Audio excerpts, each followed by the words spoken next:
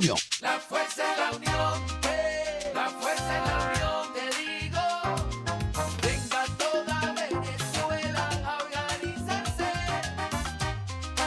La fuerza es la unión, la fuerza es la unión. Y a poner tu granito de arena, dale por Venezuela. Él y otros 4 militares fueron detenidos por haber secuestrado y extorsionado a otro militar, a un teniente. Esto ocurrió en el oriente del país. Por supuesto, sea cual sea la profesión el delincuente, es lamentable y condenable. Pero un secuestro entre militares, una extorsión entre militares, integrantes además de un cuerpo cuyo lema es el honor es su divisa. Es inevitable pensar que eso forma parte, pues, de este proceso de descomposición, de esto que llama Maduro el proceso. Bueno, el proceso sí de descomposición de el país y concretamente de sus instituciones, particularmente de aquellas instituciones que deberían estar precisamente encargadas de salvaguardar la integridad del país. Otra información viene teniendo como fuente Ecoanalítica. Efectivamente se produjo un evento muy importante convocado por esta firma, por Ecoanalítica. Por cierto, tuvimos acá ayer a Félix Seijas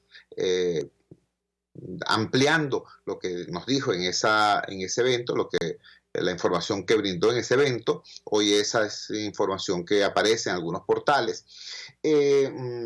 Allí hubo una exposición del economista Asdrúbal Oliveros de Ecoanalítica y es también esta información, noticia de hoy, que abre diversos portales. Precio del dólar podría cerrar en diciembre de cerca de 45,000 bolívares, estima Ecoanalítica. Nosotros pusimos como coletilla acá que esa estimación de Ecoanalítica es en un escenario conservador, porque cuando uno ve el conjunto de la información te das cuenta que este mismo economista advierte, señala que cuando se aprecia el cronograma de pagos previsto por Petróleos de Venezuela a sus proveedores internos, es posible, repito, posible, factible, que algunos desembolsos importantes en bolívares tengan como resultado el que esos bolívares salgan rápidamente a perseguir los pocos dólares que existan en el país y eso determine un incremento del precio de la divisa extranjera hasta por el doble de esta estimación, hasta por los 90 o 95,000 bolívares para el cierre del año. ¿Me entienden ustedes la seriedad, la gravedad de esto que estamos informando? Ciertamente complejo. Bueno, dentro del conjunto de informaciones delicadas que abren esta jornada del jueves 7 de noviembre está una denuncia compleja, delicada, que hizo el diputado José Guerra. José Guerra nos habló de lo que llamó la Operación Maletín Verde. Tuvimos una conversación con él ahora más temprana. Recuerden ustedes que él está en el exilio y esa conversación la comparto de inmediato con ustedes. Por favor, escuchen. Vamos a conversar de inmediato con el diputado José Guerra. José Guerra es representante del pueblo del sur de Caracas ante la Asamblea Nacional. Es uno de los diputados que ha tenido una actuación más brillante porque ha sabido combinar su condición de dirigente político con la de experto económico, con la de representante comunitario.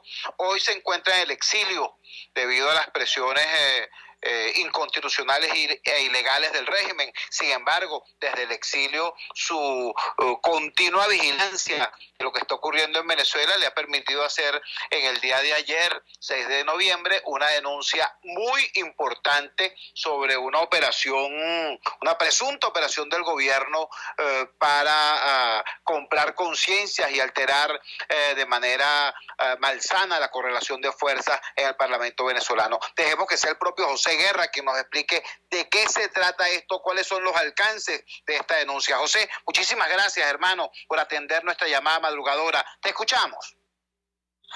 Más bien, gracias a ti, tú, y buenos días a todos los venezolanos y la gente que nos escucha en cualquier parte de Venezuela y del mundo.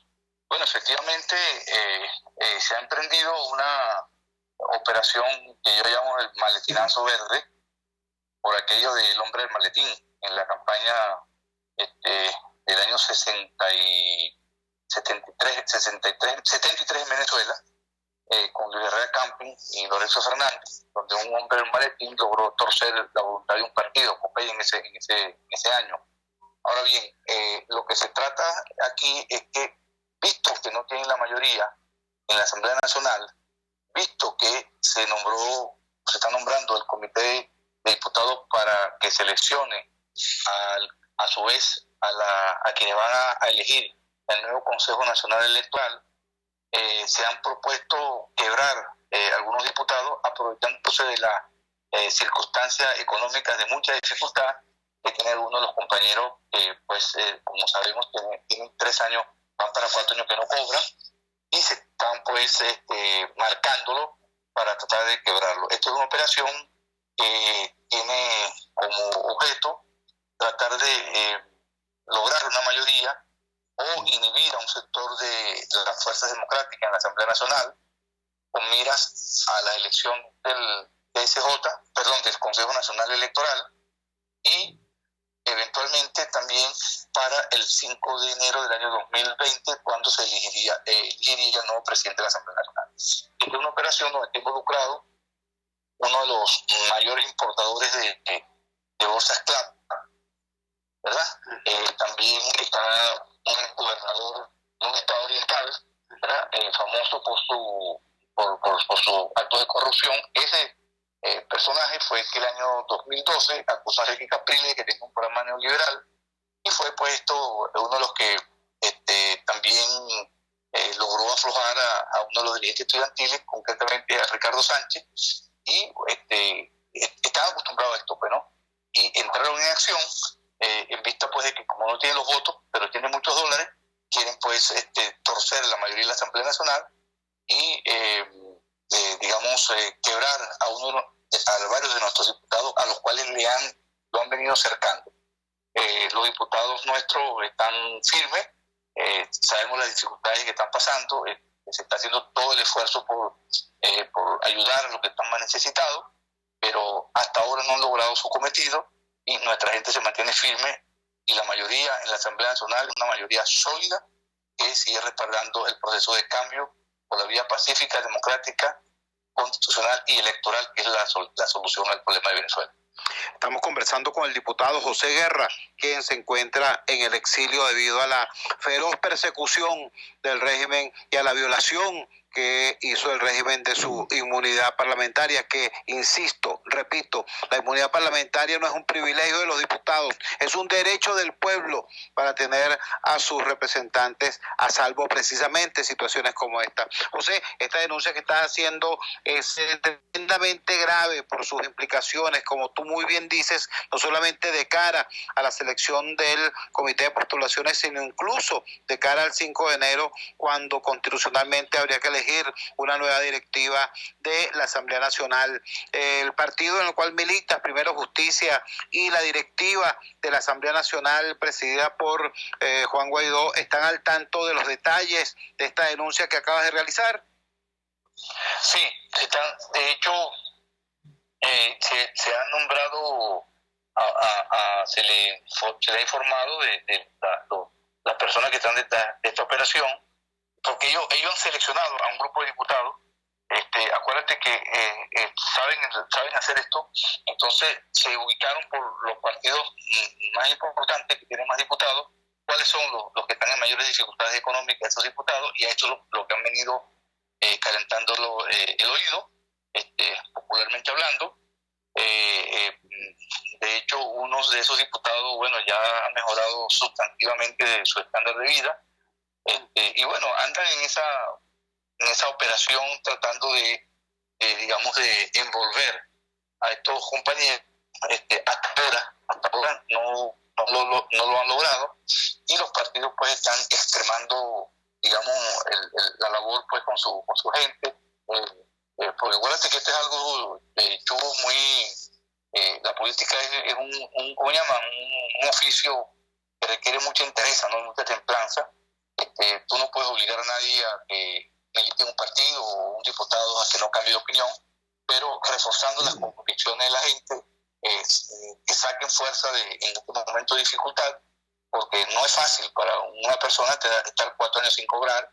Lo único que tiene el diputado, y lo único que tiene hoy el diputado es el seguro médico, no tiene más nada, no está cobrando, no le están dando, no hay la comida ya que servían antes para las sesiones.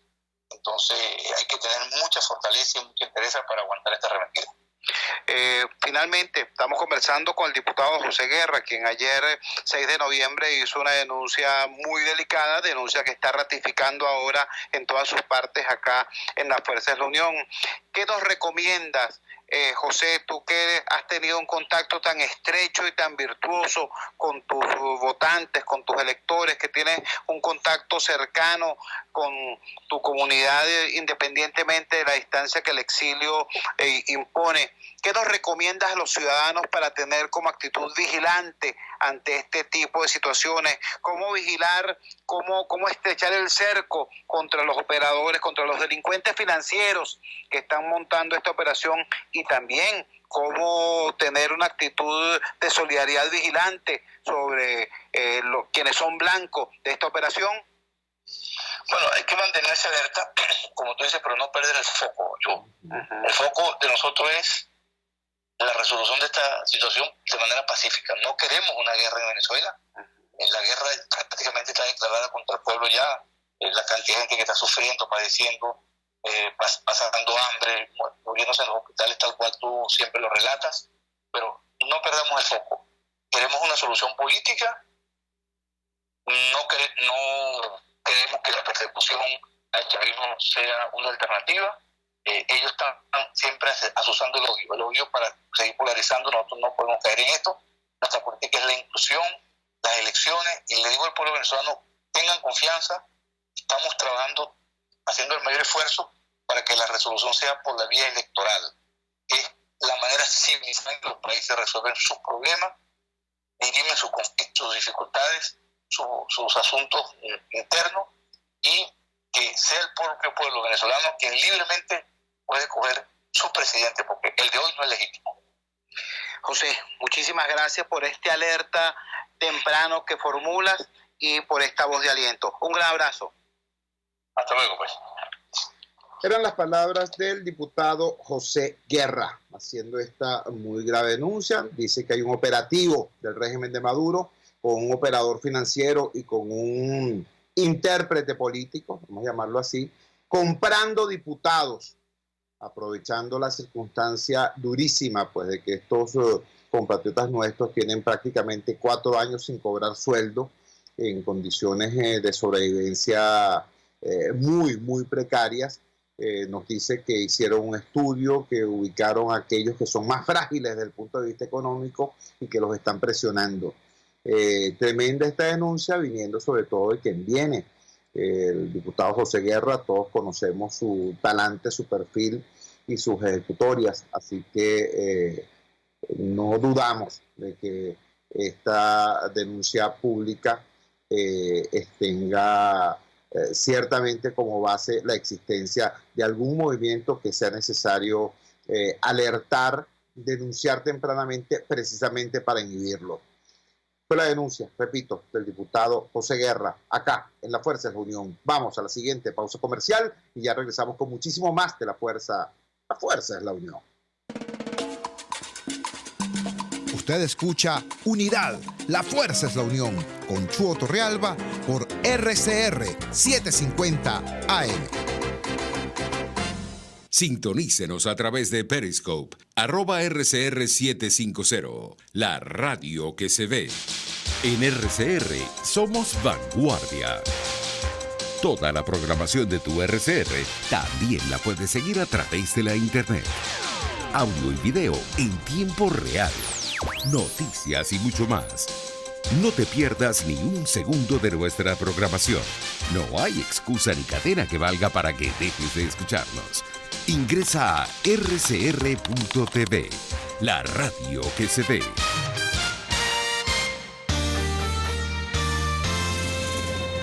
Los temas de actualidad más relevantes son expuestos a la luz de La Linterna. Diego Bautista Urbaneja le invita a formar parte de este ameno espacio de charla y análisis con una buena taza de café y al son de buena música. La Linterna, de lunes a viernes, a partir de las 2 de la tarde, por RCR 750 AM. Opinión, ideas en debate. Usted escucha a Chuo Torrealba en Unidad. La fuerza es la unión, por RCR. Regresamos a La Fuerza es la Unión. El diputado José Guerra, en un segmento de su denuncia, de su audio denuncia, nos decía que ya hay una guerra abierta contra el pueblo de Venezuela. Lamentablemente no es metafórica la expresión.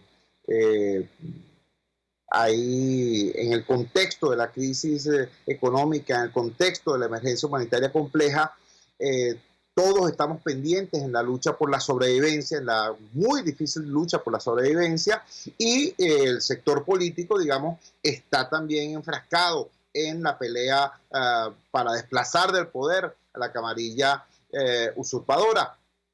Pero mientras eso ocurre, mientras los políticos están luchando por el poder y mientras los ciudadanos están luchando para sobrevivir, la violencia sigue escalando y están ocurriendo cosas que son sencillamente horrendas, frente a las cuales ya no hay reacción de la sociedad. Es decir, estamos normalizando el horror. Ese alerta lo formuló recientemente no un criminalista, no un policía profesional, no un experto en temas de seguridad y defensa, no. Ese alerta lo formuló una educadora y creo que es absolutamente pertinente, porque este tema debe ser visto no como un asunto de crónica roja, sino como una preocupación desde el ámbito de la pedagogía social. Me refiero al comentario que hizo la maestra Luisa Pernalete, figura emblemática del Movimiento Popular Educativo Fe y Alegría, a propósito del horrendo caso del Pozo de la Muerte que fue descubierto en el vertedero de La Bonanza con los restos carbonizados de al menos 11 personas en fecha reciente. Tenemos en línea precisamente a la profesora Luisa Pernalete. Luisa, gracias por atender nuestra llamada madrugadora. ¿Cómo evalúas tú no solamente este hecho de por sí horrendo, sino además la calidad de la respuesta ciudadana frente a tanto horror? Te escuchamos. Sí, buenos días, Chu. Gracias por el contacto. Mira, lo que tú estabas diciendo es muy importante. Es verdad que en las escuelas el tema de alimentación nos tiene agobiados, el tema de las renuncias de los maestros nos tiene agobiados, pero eso no significa que la violencia intrafamiliar se haya reducido, al revés, se ha incrementado porque manejamos más las emociones y entonces los niños terminan pagando los platos rotos, ¿no? Entonces, así como la violencia intrafamiliar se ha incrementado, también la violencia directa, la que alguien llama la que mata directamente, la del tiro, pues, ¿no? Entonces, yo me quedo sorprendida cuando pasa esto de los cadáveres 11, y han sido 5 o 6, de todos modos, una cosa terrible. Y lo vimos como que si no lo vimos, no, mejor dicho, ni lo vimos, ¿no? Entonces, yo digo, no puede ser que nos esté pasando esto. Cuando uno ve casos como estos, 11 cadáveres en el basurero de La Bonanza, uno dice, esto es obra del delito organizado, porque no es uno, ¿no? Y si hubiera sido uno también es terrible, ¿no? Y el delito organizado se especializa, digamos, en hacer cosas terribles como estas, y el delito organizado cuesta mucho erradicarlo. No es el malandro que mató a uno para un asalto, no, es que es una cosa que se hace en serie, es una cosa que se hace pensada, es una cosa que se hace planificada, se llama delito organizado, y eso está avanzando tremendamente en Venezuela, ¿no? Como los casos de los decapitados en el estado de Bolívar. No puede ser que estén decapitando a la gente y ponen la cabeza públicamente, porque la ponen públicamente para que se sepa que estamos nosotros somos los que mandamos, ¿no? Eso son las señales del delito organizado. Y eso no, me parece terrible. Yo entiendo, ¿no? Estamos súper agobiados, a nosotros se nos va la luz aquí en Barquisimeto a cualquier hora, lo cual hace que no podamos ni siquiera planificar nuestro día. Entonces eso nos mantiene, digamos, angustiados y sin poder planificar a más allá del día a día o de la hora, ¿no? Pero de todos modos necesitamos una fuerte trabajo de reflexión cotidiana, ¿sí? Para en día a día poder ir viendo estas señales de agravamiento o de mejoramiento. También hay que mirar cuando los ojos, hay que mirar también cuando hay luces dentro del apagón, ¿no? Porque es muy terrible, ¿no? Sí, no hubo prácticamente ni un par de Twitter diciendo, mira, ¿qué pasó aquí? Y además no sabemos todavía cuáles son las investigaciones, se ha dicho pocas cosas sobre este caso de la bonanza, ¿no? Entonces, sí tenemos que estar como alerta de que no podemos normalizar estas cosas. Estamos conversando con la profesora Luisa Pernalete. Repito, estamos hablando de un hecho violento, estamos hablando de un hecho que generalmente es tratado en los espacios de Crónica Roja. Yo sé que este espacio es escuchado y visto a través de las redes por muchísimos padres que en este momento están preparando a sus muchachos para llevarlos al colegio y por eso voluntariamente le hemos bajado el volumen en nuestra pauta de trabajo, en nuestra pauta informativa a este tipo de temas. Pero repito, la mirada que le da Luisa Pernalete es una mirada desde el ámbito de la pedagogía social, porque además Luisa Pernalete, dentro de Fe y Alegría, ha dedicado buena cantidad de tiempo precisamente a un trabajo en el proyecto Madres Promotoras de Paz, trabajando en los barrios populares de este país con las mujeres de estos sectores humildes en la promoción y cuidado de la paz. ¿Qué consejo, qué sugerencia le haces concretamente a esas madres, Luisa, a esas mujeres que antes querían que sus hijos fueran ingenieros, doctores, médicos y que ahora apenas ruegan a Dios para que sus hijos sobrevivan en el contexto de esta situación violenta que denuncias? Sí, mira, a esas madres, con las que yo trabajo y con todas las madres, saber que toda violencia es mala, ¿ah?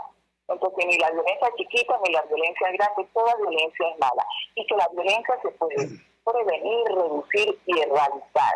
Y que es mucho mejor vivir en paz.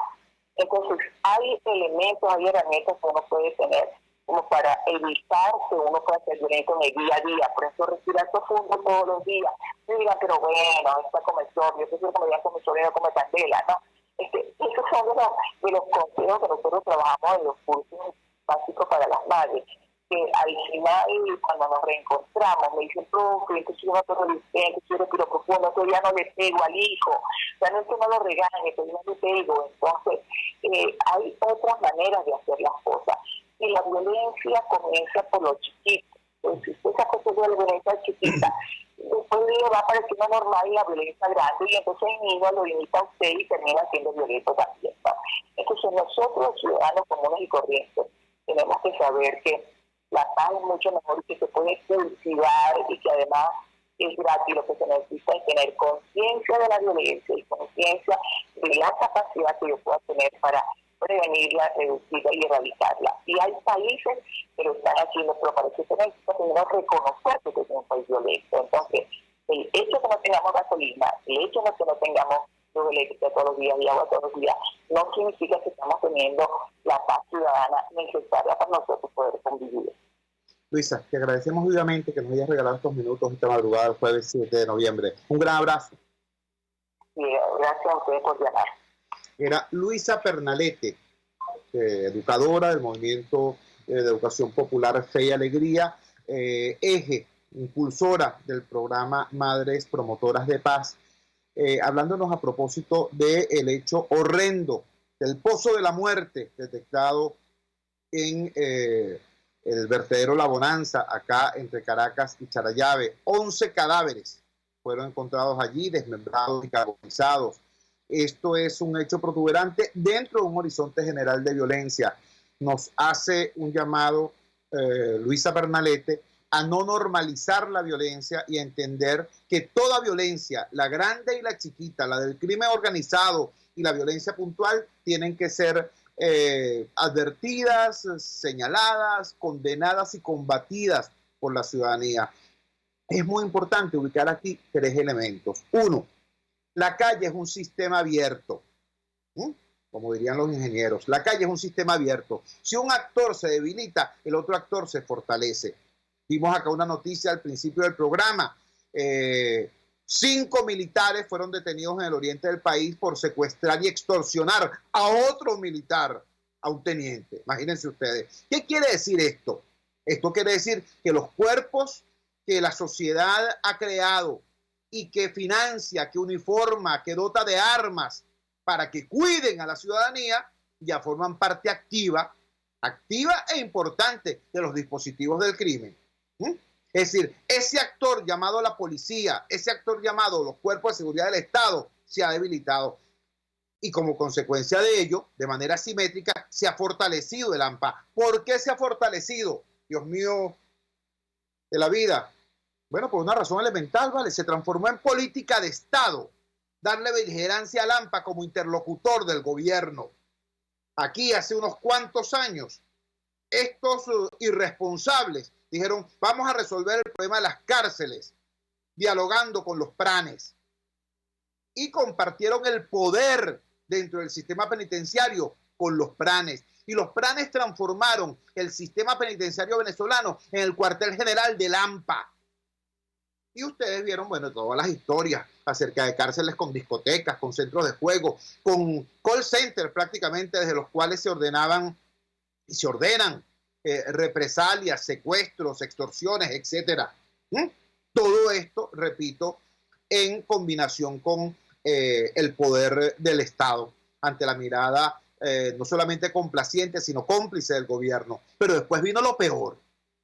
Después vino la situación en la cual el poder de estos individuos fue tan grande, creció tanto, que se derramó por encima de los muros de las prisiones e invadieron el resto del país. Y tuvieron también, nuevamente desde el poder, una conducta que les permitió expandirse. Fue la llamada política de las zonas de paz.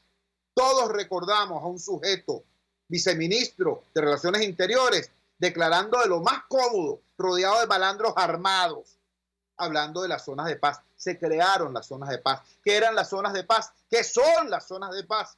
Son zonas en las cuales están en paz el régimen y el AMPA, los que no tienen paz son los ciudadanos. Porque en esas zonas de paz, como no entra la policía, es más, como policía que entre, es sancionado por el gobierno, como ha ocurrido acá en la Cota 905.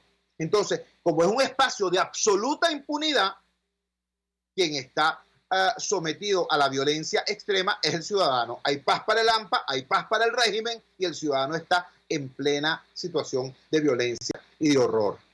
Entonces, esto, repito, tiene que ser entendido en su inmensa gravedad. Ya aquí no se trata de que la fractura de la ley es obra de unos cuantos tipos que están en las márgenes del proceso social. No. Aquí, desde el poder del Estado, se implementaron políticas para fortalecer al AMPA y también se diseñaron políticas para desmantelar la policía. ¿Por qué no recuerdan ustedes lo que le hicieron a la Policía Metropolitana? ¿Por qué no recuerdan ustedes lo que le han hecho a las policías estatales y municipales? Entonces, repito, hay que trascender en la mirada escandalizada de Crónica Roja. Qué horror, encontraron un muerto aquí, qué horror, encontraron un cadáver allá, qué horror el pozo de la muerte en La Bonanza. O peor aún, ya ni eso, ya ni la expresión de horror. Hay que trascender eso y hay que entender que, como decía Luisa Pernalete, no hay violencia chiquita. Toda violencia tiene que ser condenada. Y esa violencia institucionalizada, esa violencia de la entente, de la coyunda entre AMPA organizada, entre delito organizado y poder del Estado, eso tiene que ser enfrentado por un ciudadano que tiene que estar muy claro. Tenemos que actuar en defensa propia.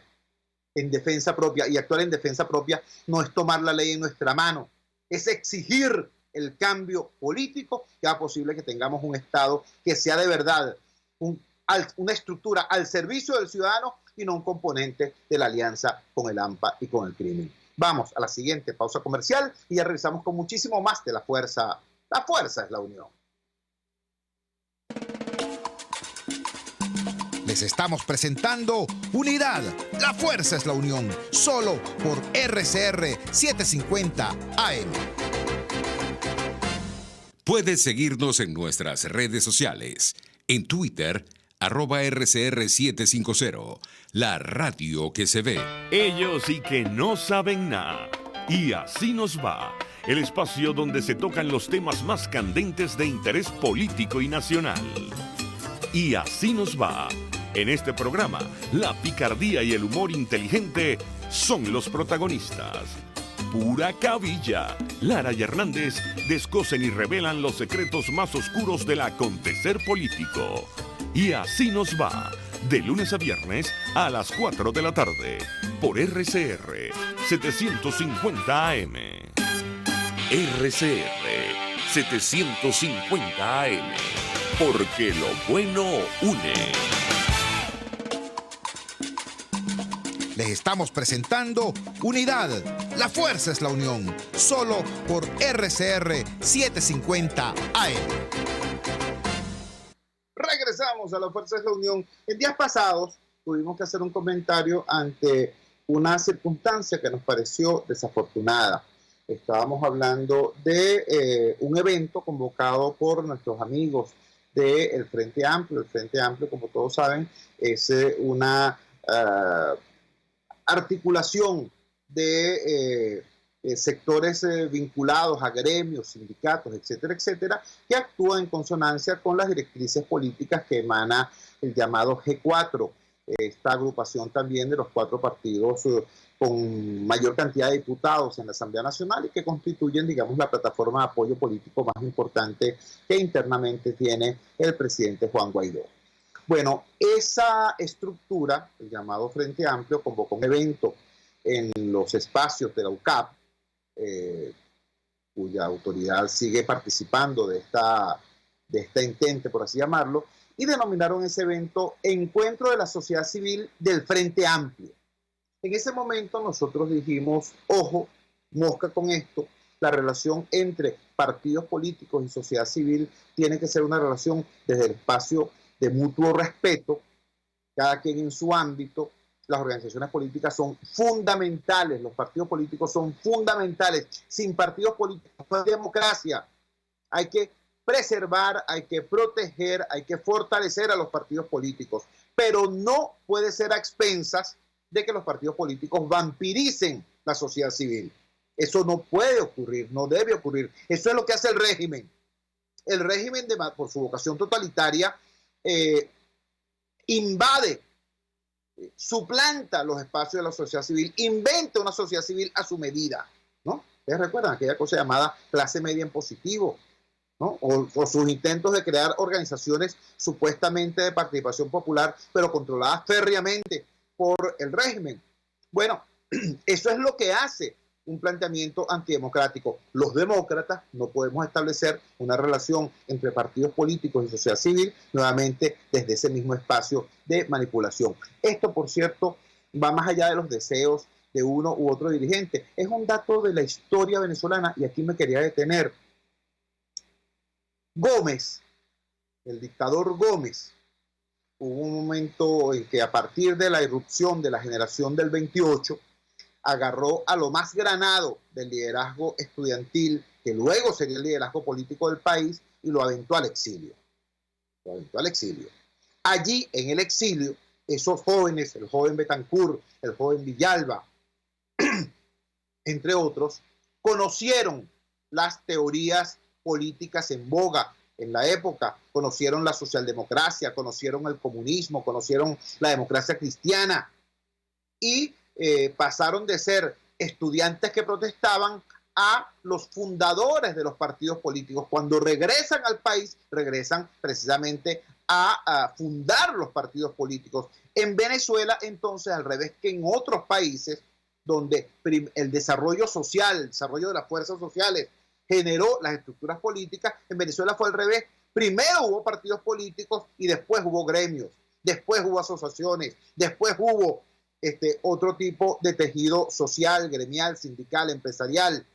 Y ese tejido gremial, social, empresarial fue promovido por los partidos que ya existían. ¿Entiendes? Entonces, la relación entre partidos políticos y sociedad civil en Venezuela siempre ha sufrido de eso, de la tentación de los partidos de manejarlo, de conducirlo, de entender la sociedad civil como un espacio donde ellos dirimen sus conflictos. O hacen sus mediciones de fuerza y dicen, bueno, es que el partido tal tiene tantos sindicatos o el partido cual tiene tantas federaciones de centros de estudiantes. Repito, vulnerando lo que debe ser la autonomía de los movimientos sociales. Digo todo esto porque hoy es un día muy especial para quienes hacemos activismo ciudadano desde los espacios precisamente de la sociedad civil. Hoy cumple 45 años el Centro del Servicio de la Acción Popular, el CESAP. El CESAP es una creación de un gran venezolano que hace poco tiempo nos dejó, el padre Armando Jansen. El CESAP es, no es una ONG, no es una organización no gubernamental, es una red de organizaciones no gubernamentales que tienen presencia activa en prácticamente todo el país en muy diversos ámbitos de actividad económica y de activismo comunitario. Hoy cumple 45 años el CESAP, tienen un programa extremadamente interesante de debate en conmemoración de este aniversario. Yo quiero hacer públicamente mi felicitación a estos compatriotas que integran esta red, que integran este movimiento, a Diana Vega y al resto de su equipo y de todas las organizaciones que están afiliadas, porque creo que constituyen, el CESAP es una de las columnas vertebrales de la sociedad civil organizada en Venezuela. También hay que decirlo, hace 2 días cumplió, así como hoy está cumpliendo 45 años el CESAP, hace 2 días cumplió 24 años Acción Solidaria. Acción Solidaria es una organización no gubernamental que se ha destacado en la lucha por el derecho a la vida, por el derecho a la salud, y hoy por hoy constituyen uno de los baluartes del activismo ciudadano frente a la emergencia humanitaria compleja. Repito entonces, sí hay organizaciones de la sociedad civil con formación, con estructura, con activismo, que desde su espacio natural contribuyen a la lucha por el desarrollo social y también, por supuesto, desde ese ámbito, desde la lucha por los derechos humanos, contribuyen a la lucha por el cambio en democracia y libertad. Mi palabra, entonces, de felicitación a los amigos de el CESAP, del Centro del Servicio de la Acción Popular, y a los amigos de Acción Solidaria. Vinculado con este tema, hay un dato que quiero compartir con ustedes. Precisamente el lunes pasado, el director y fundador de Acción Solidaria estuvo con nosotros acá en La Fuerza es la Unión, comentando la venida al país del señor Mark Lockwood.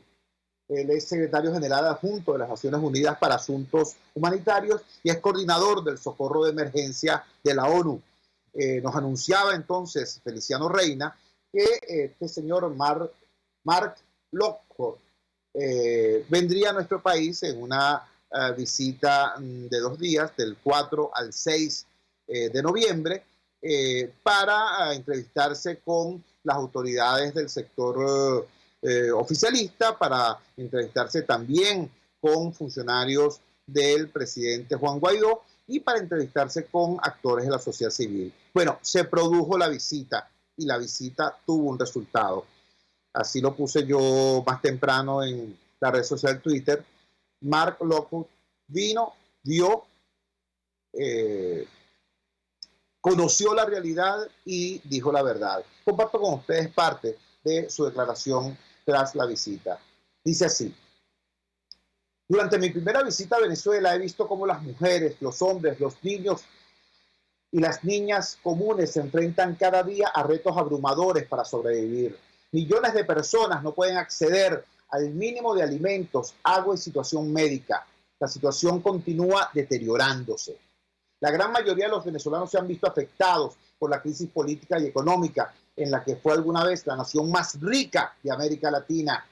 Una enorme contracción económica exacerbada por la hiperinflación ha provocado una situación difícil para la gente común en todo el país. He observado que el sistema de salud está al borde del colapso y que muchos hospitales carecen de la infraestructura básica de agua y electricidad. Los pacientes hospitalizados, muchos de los cuales ya están gravemente enfermos, corren un alto riesgo de perder la vida a causa de las nuevas infecciones que están adquiriendo mientras están en el hospital, ya que no es posible realizar una limpieza y desinfección básica. Repito, estoy compartiendo con ustedes la declaración emitida por el secretario general adjunto de las Naciones Unidas para Asuntos Humanitarios y coordinador del socorro de emergencia de la ONU, Mark Lockwood. Perdonen ustedes un segundo, tratar de que esto pueda fluir correcto. Todo esto se ve agravado por la falta de medicamentos y la escasez de médicos y enfermeras para administrarlos. Las enfermedades prevenibles como el paludismo y la difteria han vuelto con mucha fuerza. Las personas con enfermedades crónicas, mujeres embarazadas y lactantes, niños y niñas y personas en situación de discapacidad se encuentran entre los más vulnerables. Algunas estimaciones sugieren que 4.5 millones de venezolanos viven actualmente fuera del país, la mayoría de ellos en otros países de América Latina y el Caribe. Muchas de estas personas se arriesgan a realizar viajes peligrosos todos los días, enfrentándose a la explotación sexual, la trata y el abuso. A pesar de la gravedad de la situación, también me ha impresionado la solidaridad de las personas que se apoyan mutuamente. El personal y los pacientes, por ejemplo, del Hospital José Gregorio Hernández, que visité, me dijeron que los medicamentos son escasos, que los apagones han causado que solo una quinta parte del hospital tenga electricidad, que el agua llega solo 2 días a la semana y que cuando lo hace, algunas de las tuberías oxidadas y rotas se desprenden o desprenden un hedor desagradable que persiste en todo el hospital. Me dijeron que algunos trabajadores del hospital gastan más de su salario mensual solo para ir a trabajar. Bueno, este es el diagnóstico, esta es la mirada de Mark Lockwood, el secretario general adjunto para Asuntos Humanitarios de las Naciones Unidas. Quiero compartir con ustedes ahora el exhorto que hace finalmente este alto funcionario de la ONU. Por último, pero no menos importante, dice: quisiera dar las gracias a todos los que han aportado recursos financieros para las actividades apoyadas por las Naciones Unidas al esfuerzo humanitario en Venezuela. Este año se han recibido más de 155 millones de dólares. Sin embargo, subrayo, nuestro plan de respuesta humanitaria de 223 millones de dólares sigue careciendo de recursos suficientes y la mayor limitación para la prestación de asistencia humanitaria sigue siendo la financiación. Todo el mundo necesita hacer más. El próximo mes, afirma, publicaremos planes provisionales para la respuesta humanitaria apoyada por las Naciones Unidas en Venezuela en 2020. Se necesitarán muchos más recursos y buscaremos financiación adicional de los donantes. Debemos reconocer, sin embargo, que es poco probable que los recursos internacionales sean suficientes para estabilizar la situación humanitaria. Tendremos que encontrar una manera de liberar los recursos venezolanos para contribuir a la acción humanitaria. Reconociendo las diferencias políticas, esto requerirá que las partes interesadas den una mayor prioridad a la reducción del sufrimiento inmediato de la población de este país. ¿Qué nos está diciendo este importante funcionario? ¿Qué es lo que nos está diciendo Mark Lockwood, secretario general adjunto de las Naciones Unidas para Asuntos Humanitarios y coordinador del socorro de emergencia? Pero vale, en primer lugar nos está diciendo que no hubo dinero para activar el plan de respuesta humanitaria de la ONU que estaba previsto para el segundo semestre del año 2019. Ustedes recordarán que en este mismo programa, en la Fuerza de la Unión, entrevistamos a Feliciano Reina y entrevistamos a Débora Van Berkel y entrevistamos a Liliana Ortega, a destacadas figuras de la sociedad civil venezolana, sobre este tema, sobre cómo el plan de respuesta humanitaria de la ONU era tardío e insuficiente que estaba previsto para atender 2.3 millones de víctimas, cuando, de acuerdo a las ONG venezolanas, más de 10 millones de venezolanos requieren auxilio urgente. Bueno, en aquel momento se decía, hay un plan de respuesta de la ONU de 223 millones de dólares. Esto es tremendamente insuficiente. Esto es mucho menos, por ejemplo, que lo que se le ha dado a los países de la región para atender el flujo migratorio. Es decir, en vez de buscar recursos para atender la causa del problema que está aquí en Venezuela, se dan más recursos afuera que los recursos que estaban orientados para atender las víctimas. Pues sí, pues señores, terminó el año, o está por terminar el año 2019, y el fulano plan de respuesta humanitaria de la ONU ni siquiera pudo arrancar. Nos informa ahora este alto funcionario que a estas alturas aún no están esos recursos, y nos habla entonces de unos planes especiales y urgentes que van a promover para el año 2020. Pero incluso sobre eso nos dice, es poco probable que haya la financiación internacional suficiente y es necesario que se liberen los recursos venezolanos para poder atender nuestro propio drama. Entiéndase, el responsable planetario del socorro de emergencia nos está diciendo, no hay dinero internacional para atender una crisis de la magnitud de la venezolana. Si los venezolanos no se ayudan a sí mismos, van a perecer. En otras palabras, eso es lo que nos está diciendo. Y finalmente termina con ese exhorto, que los factores venezolanos, vamos a decirlo textualmente para que no vayan a pensar que estoy torciendo lo que dijo este funcionario. Tendremos que encontrar una manera de liberar los recursos venezolanos para contribuir más a la acción humanitaria. Reconociendo las diferencias políticas, esto requerirá que las partes interesadas den una mayor prioridad a la reducción del sufrimiento inmediato de la población de este país. Traduciendo esto a castellano coloquial. Los señores que están hoy peleándose por el poder van a tener que ubicar el poder en un segundo plano, y el primer plano tiene que ser la reducción del sufrimiento de la gente. Eso es lo que plantea Mark Lockwood, secretario general adjunto de las Naciones Unidas para la atención al drama humanitario y para el socorro de emergencia. Esto lo dijo este señor que llegó el lunes a nuestro país. Tuvo 3 días de intenso contacto con todos los actores y se va dejando este mensaje. Como decía, caramba, hay que ser muy ciego para no entender que todos los actores que tienen hoy en sus manos algún tipo de poder tienen que articularse en esta dirección. ¿La culpa es de Maduro? Sí, pero una cosa es la culpa y otra la responsabilidad. Maduro tiene la culpa, claro, pero la responsabilidad de sacar adelante este país es de todos. Vamos a la siguiente pausa comercial y ya regresamos con muchísimo más de La Fuerza. La fuerza es la unión. Les estamos presentando Unidad. La fuerza es la unión. Solo por RCR 750 AM.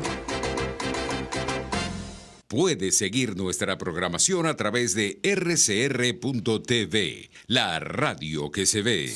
Las carteras Daniela Ross son una extensión de tu personalidad.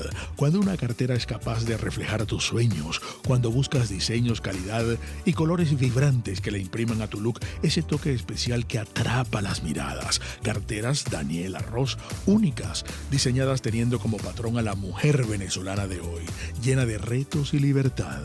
En Instagram, @Daniela Ross M.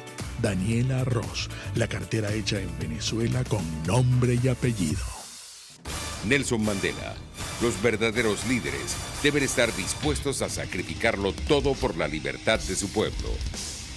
¿Te imaginas unos deliciosos y súper cremosos helados libres de azúcar, libres de lácteos, libres de huevos, libres de gluten, libres de culpas? Te lo tengo. Heladería Vegan Fruit lo hizo posible y aptos para todo tipo de personas. Los heladitos Vegan Fruit los encuentras en los mejores supermercados y tiendas de delicateces. Síguelos en las redes. @heladería Vegan Fruit. sabor vegano y cremoso. Antes de empezar el día, entérese de lo que acontece en el país junto a Pedro García Otero en Titulares de la Mañana. De lunes a viernes a las 6:30 de la mañana. Acompáñelo y empiece su día bien informado. Titulares de la Mañana con Pedro García Otero. Solo por RCR 750 AM. Porque lo bueno une. Amanece con la fuerza de un país que quiere cambio. Chuo Torrealba está al aire en Unidad. La fuerza es la unión. 482-9750 y @Chuo Torrealba por RCR. Regresamos a la fuerza de la unión y tenemos el tiempo justo, apenas 2 minutos para compartir con ustedes una información y hacer una invitación. La información es la siguiente.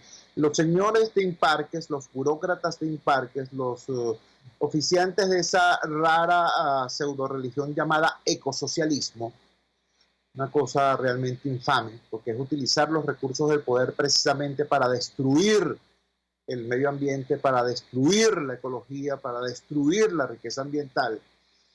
Bueno, convocaron ayer una reunión a los usuarios del Parque Nacional El Ávila, convocaron a quienes a ellos les dio la gana, ¿no? Porque es que después de violar el reglamento interno del parque y toda la normativa legal, después de violarla, ahora quieren modificarla para justificar las barbaridades que han hecho. Pues la cosa le salió mal a los burócratas de Imparques.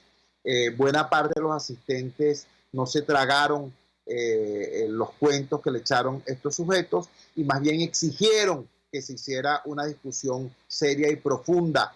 ¿Cómo se discute el plan de ordenamiento y reglamento del parque? Bueno, en primer lugar, sobre la base de un diagnóstico. Hay que elaborar el diagnóstico. En segundo lugar, el tema del decreto mismo. Y en tercer lugar, la cartografía. ¿Cuál es la realidad del parque en la actualidad? Eso le dijeron ayer los asistentes a los burócratas de Imparques que se presentaron.